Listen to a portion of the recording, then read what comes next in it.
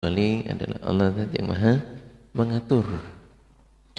Allah adalah zat yang mengatur perkara-perkara makhluknya dan mengatur semua perkara sesuai dengan apa yang Allah kehendaki. Biha kaifa yasha. Dan Allah meneruskan pada perkara atau mengerjakan dan memastikannya.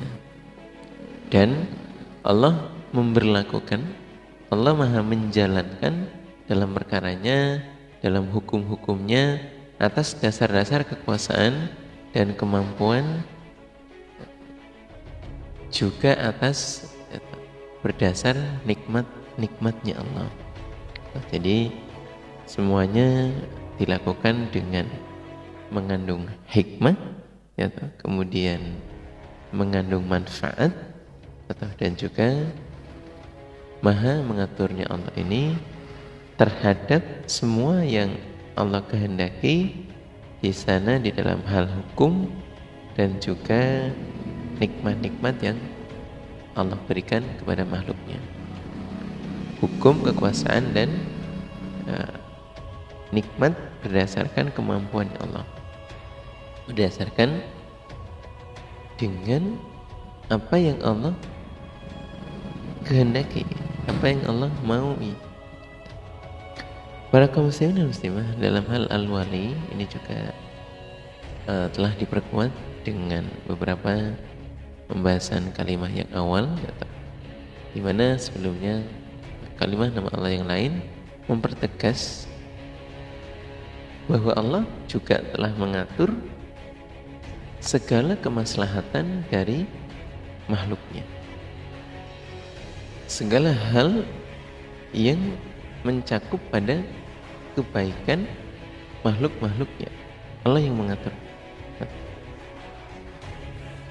Bahkan Allah juga telah mendesain, Allah telah merancang, Allah telah memberikan qadarnya, memastikan terhadap apa yang akan hambanya terima, dan juga meramut, menjagai atau dengan kebesaran Allah, atau di mana kadang-kadang hambanya Allah juga dijaga keimanannya dengan qadarnya itu. Kalau dalam sebuah riwayat ada orang-orang iman yang dijaga keimanannya dengan atau du'afanya, ada dengan agniyanya, dengan kekayaannya, atau ada yang dengan kesehatannya, ada yang dengan sakitnya. Semuanya oleh Allah dijagai, kemudian dipastikan, dan Allah zat yang maha mengatur.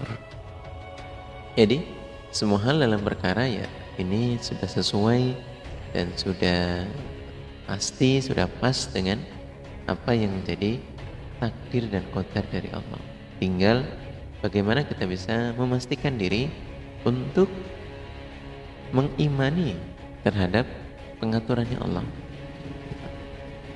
bahwa di dalam hidup manusia itu juga harus meyakini terhadap 4 hal qadar dari Allah, di mana 4 qadar takdir dari Allah ini adalah sebuah kepastian yang harus diyakini oleh hamba-hambanya Allah, atau kalau dalam bahasa Arab ya tentunya disebut dengan maqadirullah, qadar-qadarnya Allah yang pasti berlaku untuk hambanya. Apa saja? Qadar nikmat, di mana ketika hamba oleh Allah ditakdirkan untuk mendapatkan nikmat, maka menghadapinya dengan bersyukur. Kemudian cobaan, di qadar cobaan ya hambanya harus bersabar atau menghadapinya. Kemudian musibah, kita harus beristirja kepada Allah. Kemudian yang terakhir adalah salah, hambanya Allah memiliki perilaku atau ditakdirkan untuk berbuat salah, ya bertaubat. 78 ialah al-muta'ali, Allah zat yang maha tinggi, maha tinggi. Allah adalah zat yang bagi Allah ialah zat yang maha luhur atau dengan mutlak. luhurnya Allah dari segala sisi dan segala pengibaratan. Tidak ada yang serupa dengan Allah. Jadi kalau seandainya di dunia ini kita memberikan sebuah contoh penggambaran, sejatinya ya belum menyamai terhadap keluhurannya Allah. Tapi di dalam kitabillah sendiri, di sana apabila memberikan contoh dan juga pengibaratan, biasanya akan dinasabkan dengan hal-hal yang masih bisa dinalar oleh manusia. Contoh, surga itu lebih tinggi daripada dunia dan seisinya, lebih besar, lebih luas, atau tingginya antara langit dan bumi. Karena yang mampu untuk dinalar manusia ya yang bisa dilihat. Kalau pengibaratannya itu lebih dari itu. Begitu pula dengan zatnya Allah. Ini biasanya akan dinasabkan dalam kitabillah itu dengan yang bisa kita nalar. Padahal sejatinya ya sangat lebih dari itu. Tidak ada yang serupa dengan Allah, dan tidak ada yang sebanding dengan Allah. Allah Maha Luhur, jauh dari sekutu dalam ketuhanan, dalam sesembahan dan sifat juga nama-namanya. Para kaum muslimin dan muslimah yang kami hormati, bahwa hal itu menunjukkan bahwa Allah dalam memberikan pengibaratan itu menjagai keimanannya hamba. Jadi meskipun tidak sebanding dengan keadaannya, tapi diberikan contoh yang bisa untuk menjaga keimanan kita. Sejatinya lebih tinggi, lebih luas, lebih besar daripada langit dan bumi dan seisinya, yaitu adalah bahwa hal itu keadaan yang aslinya. Tapi dalam hal ini bahwa Allah zat yang maha luhur, segala pengibaratan, segala sisi yang menunjukkan terhadap kekuasaan dan keadaan Allah itu tidak sebanding sejatinya. Berikutnya bahwa Allah adalah zat yang maha luhur dari sekutu dalam ketuhanan dan sesembahan dalam sifat dan namanya Allah, dan tidak berhak sesuatu itu disembah selainnya Allah. Kata sesuatu yang lain selain Allah itu dijadikan Tuhan, itu tidak berhak kecuali hanya Allah saja. Nah, ini adalah salah satu hal yang harus menjadi pemahaman bahwa mengimani pada Allah itu ada tiga sisi, di mana Allah menjadi Tuhan terhadap kita, diimani oleh kita dalam hal rububiyah dalam arti bahwa Allah adalah zat yang menciptakan dan mengatur semuanya di alam dunia ini, atau menjadi zat yang menciptakan alam semesta, kemudian yang mewujudkan segalanya di dunia ini. Dialah Allah, zat yang kita imani. Kemudian Allah juga adalah zat yang menjadi ilahiyah, atau yang kita imani sebagai zat yang wajib untuk disembah, atau tidak boleh selainnya Allah. Kemudian yang ketiga adalah bahwa kita mengimani terhadap asma wa sifati, atau nama-namanya Allah dan sifat-sifatnya Allah, termasuk dalam asmaul husna ini. Semuanya adalah bentuk dari al-muta'alinya Allah, Allah yang maha luhur. Jadi tidak berhak untuk dijadikan sesuatu yang wajib disembah kecuali hanyalah Allah saja. Para kaum muslimin dan muslimah, di sini Allah maha luhur adalah zat yang dalam segala pengibaratan itu tidak ada yang sebanding. Jadi biasanya pengibaratan itu akan diukur oleh daya nalar akal manusia, sehingga kita tetap memastikan diri untuk selalu meyakini dan mengimani terhadap segala yang telah Allah tulis di dalam kitabillah, seperti apa yang Allah telah wahyukan kesempurnaannya di dalam kitabillah wa sunnatin nabi, sehingga tidak kendur keimanan kita itu, tidak berkurang gitu, dan tidak turun, karena keimanannya kita yang diberikan pengibaratan, diberikan petunjuk itu sudah disesuaikan dengan kemampuan kita.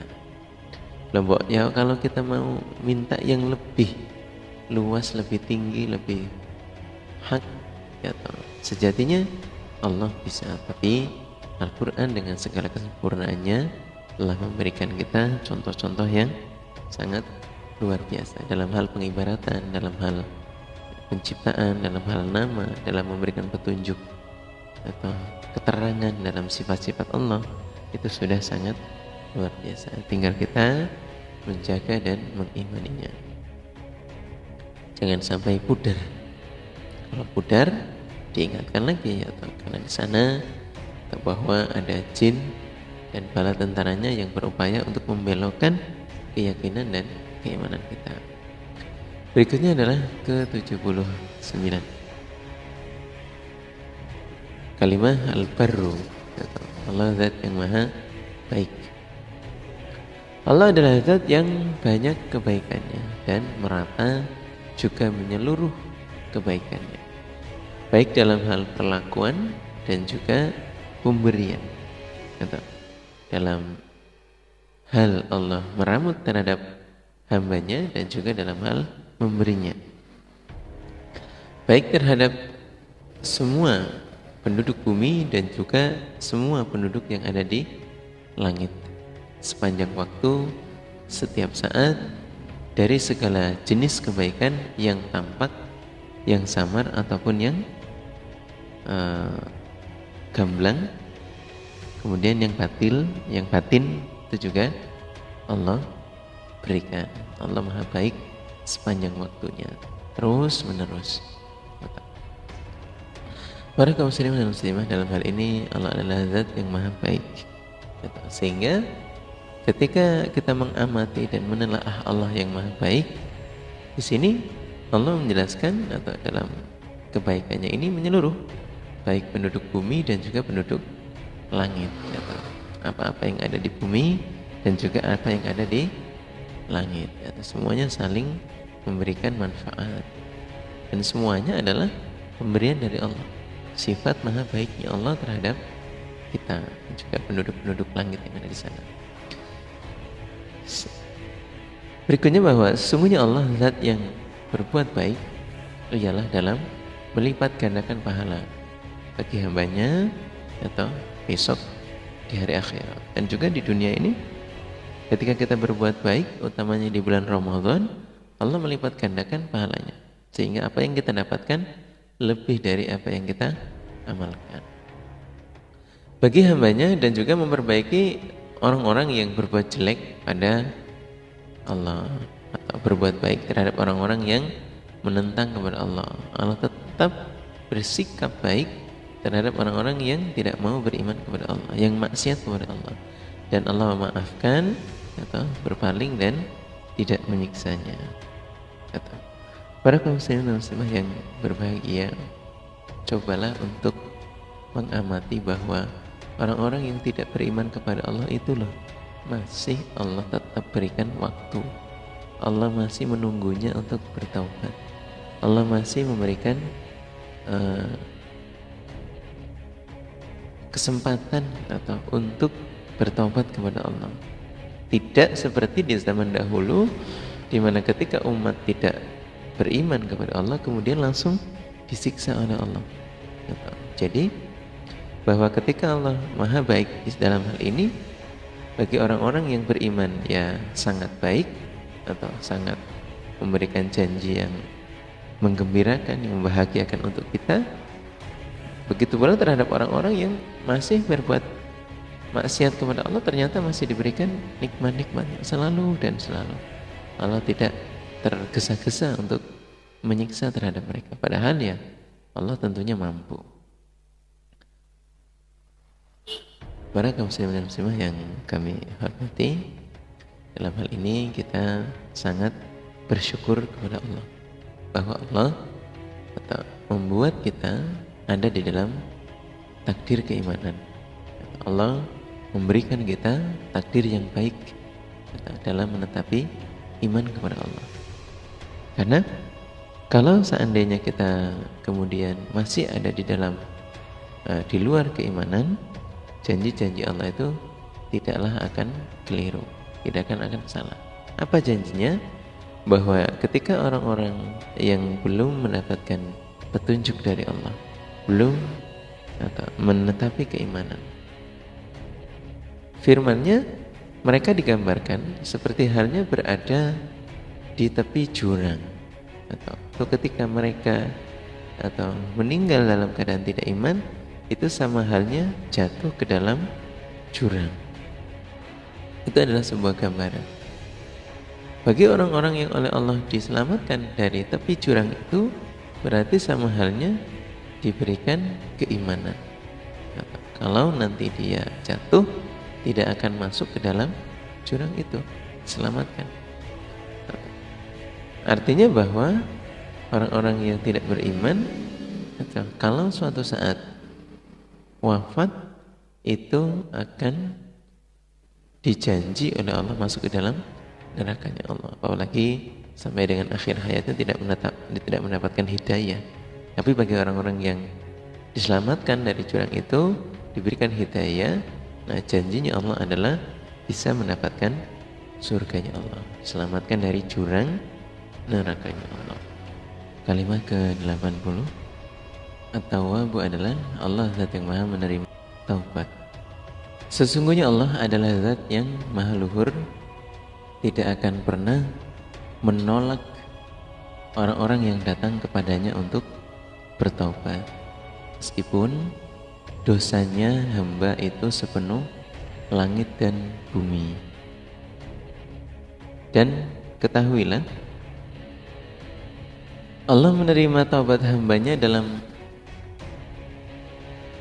keadaan marahnya Allah. Allah itu tetap akan menerima.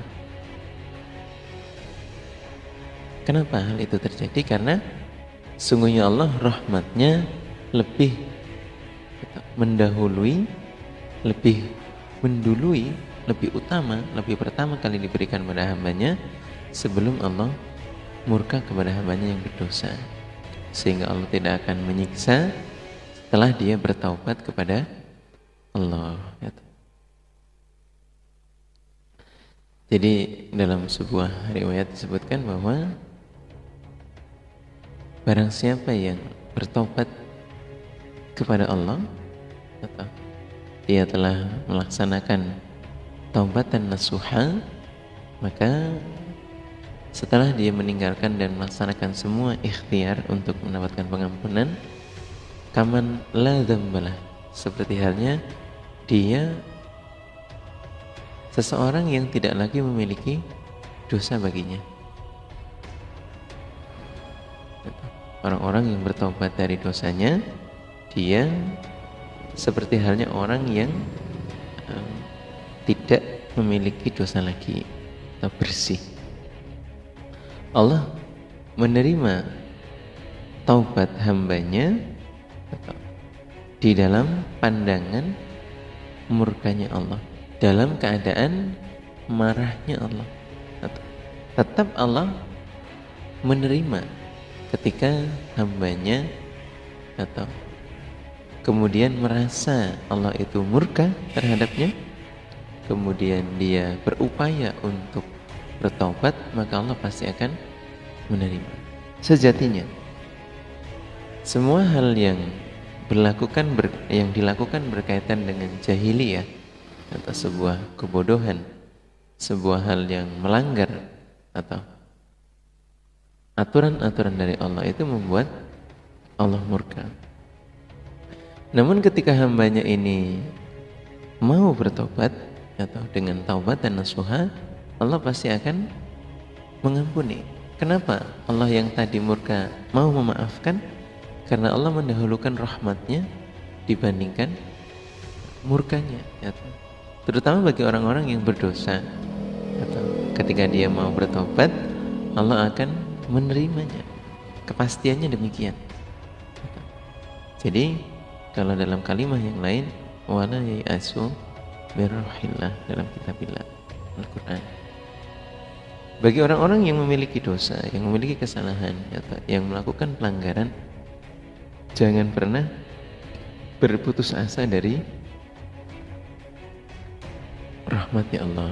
Karena ketika Allah telah memberikan kasih sayang atau memberikan pengampunan, yakinlah Allah akan mengampuni.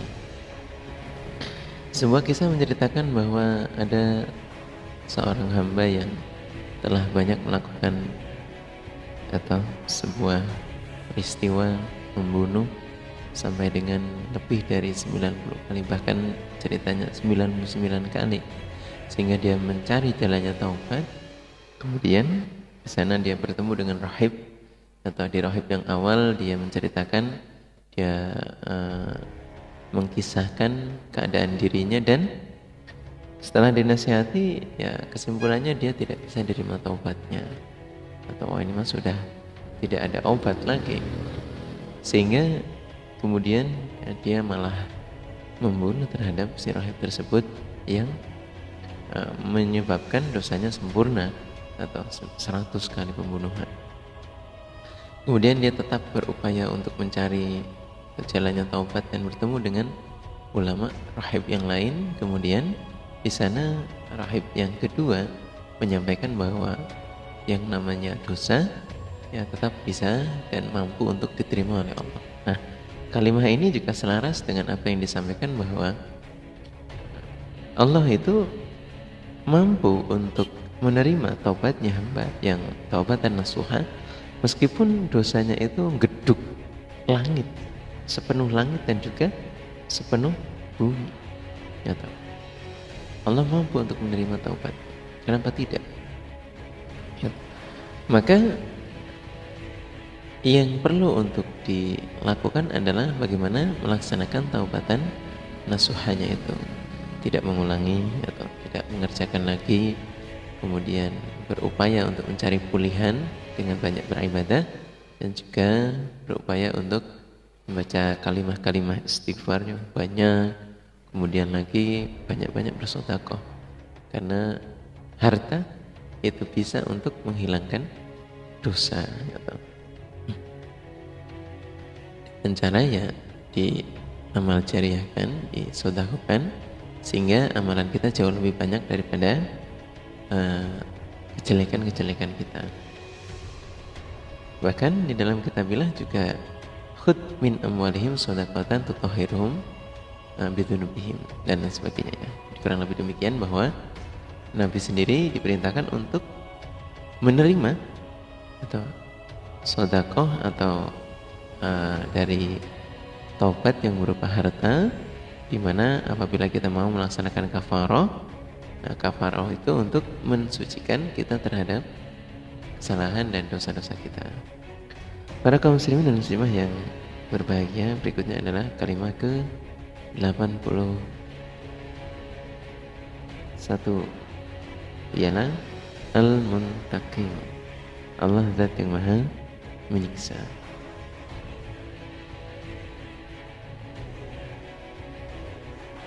Bermakna Allah zat yang maha menyiksa, sungguhnya Allah adalah zat yang menghancurkan punggungnya.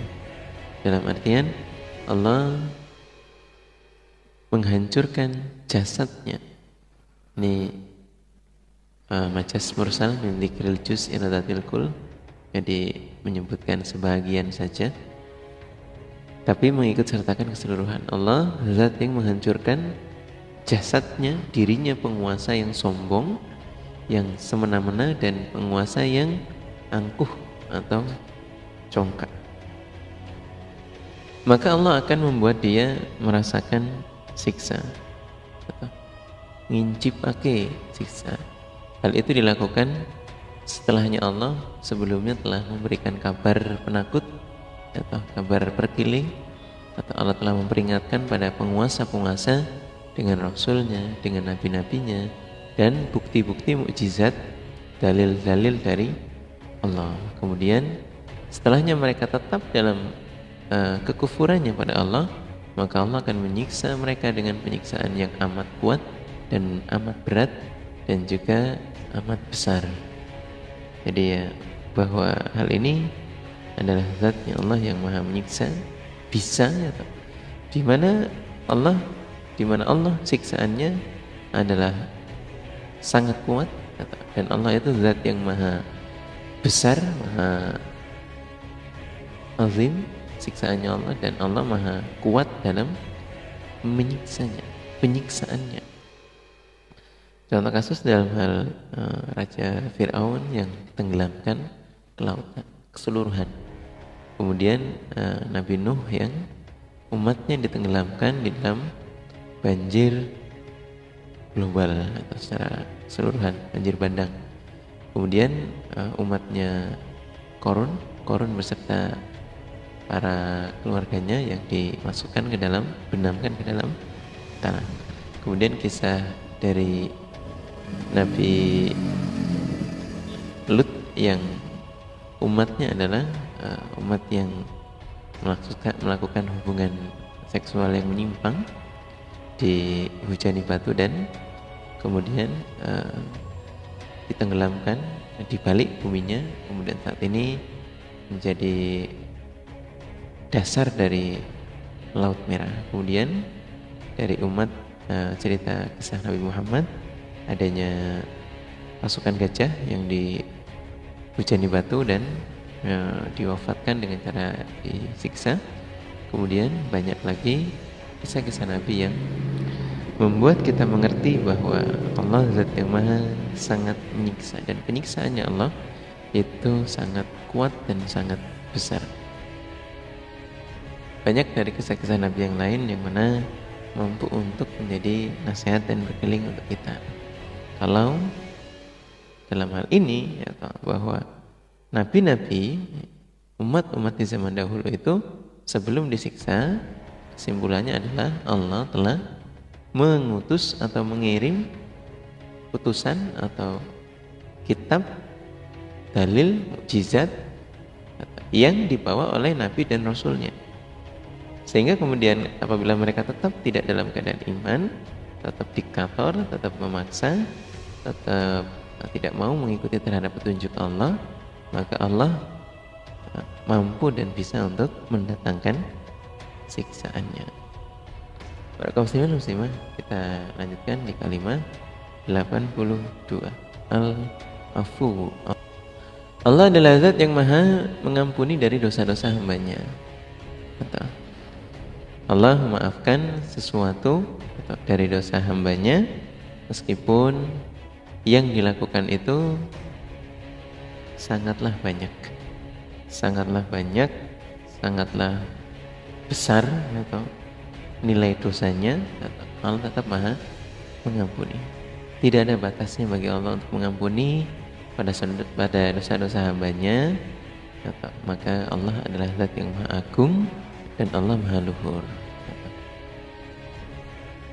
Bahkan Allah telah mengampuni, menghilangkan bekas dosanya hamba, juga menjadikannya bersih secara keseluruhan. Itu Allah mampu. Jadi dalam sebuah pengertian, ketika kita bertemu di hadapan Allah, itu kita tidak boleh membawa dosa sekecil apapun. Kita harus dalam keadaan yang bersih. Maka berkaitan dalam hal ini, kita hambanya Allah yang merasa masih punya dosa yang belum kita taubati, berupaya untuk mencari jalannya pengampunan dosa.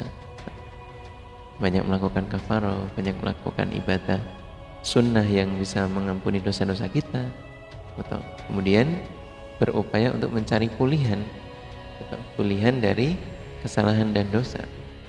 Orang yang bertobat itu, orang yang melaksanakan tobat itu ya betul-betul mengharapkan pengampunan. Nah, terus kita orang-orang yang beribadah setiap hari itu pun pasti akan melakukan banyak kesalahan, baik itu yang sengaja ataupun yang tidak disengaja, sehingga akan dibawa. Nah, Allah dalam hal ini zat yang memaafkan, yang mampu menghilangkan bekas dosa sampai sebersih-bersihnya secara keseluruhannya, sehingga bertemu di hadapan Allah itu tidak membawa dosa, kesalahan. Bahkan dalam sebuah hikmah, orang-orang iman yang dicoba dengan sakit, dengan sakit yang berkepanjangan, itu memiliki hikmah untuk menghilangkan dosa-dosa yang mungkin masih dia miliki, atau untuk meningkatkan derajat surganya. Bertemu di hadapan Allah, dosa-dosanya sudah bersih, suci, dan bertemu menghadap kepada Allah dengan kondisi yang atau aman, yang ringan. Tinggal bagaimana menghitung amaliyah yang telah ditinggikan itu secara mudah. Para kaum muslimin dan muslimah, jadi berikutnya adalah Allah setelah memaafkan atau setelah membersihkan dosa-dosa kita, besok di hari kiamat Allah tidak akan menuntutnya lagi atau di hari kiamat. Jadi setelah Allah membersihkannya secara keseluruhan atau membersihkan dosa-dosa dan kesalahannya, kemudian Allah tidak menuntut lagi atas kekeliruan dan kesalahannya. Jadi dengan mudahlah hambanya Allah bisa masuk ke dalam surganya. Allahumma amin. Sehingga Nabi sendiri selalu berdoa Rabbana atina fid dunya hasanah fil akhirati hasanah wa qina adzabannar. Doa supaya dijaga, dan terutama menjagai keimanannya kepada Allah dengan cara berdoa, Allahumma ya muqallibal qulub tsabbit qalbi ala dinik. Ya Allah, jagalah hatiku di mana Engkau adalah zat yang membolak-balikan hati, atau jagalah untuk bisa menetapi terhadap agamamu. Jagalah untuk bisa tetap menetapi ketaatan. Jagalah untuk tetap bisa menetapi di dalam ibadah kepadamu. Sampai sahabat sendiri bertanya, Nabi, engkau kan dosanya atau hatinya atau telah diampuni oleh Allah, telah dibersihkan oleh Allah, kenapa harus selalu banyak berdoa demikian? Kemudian Nabi mengingatkan bahwa sahabat, sesungguhnya keimanan itu bagaikan ada di antara sebuah pena yang dijari di antara dua jari jemarinya Allah. Kalau Allah menghendaki menjaga, ya Allah menjaga.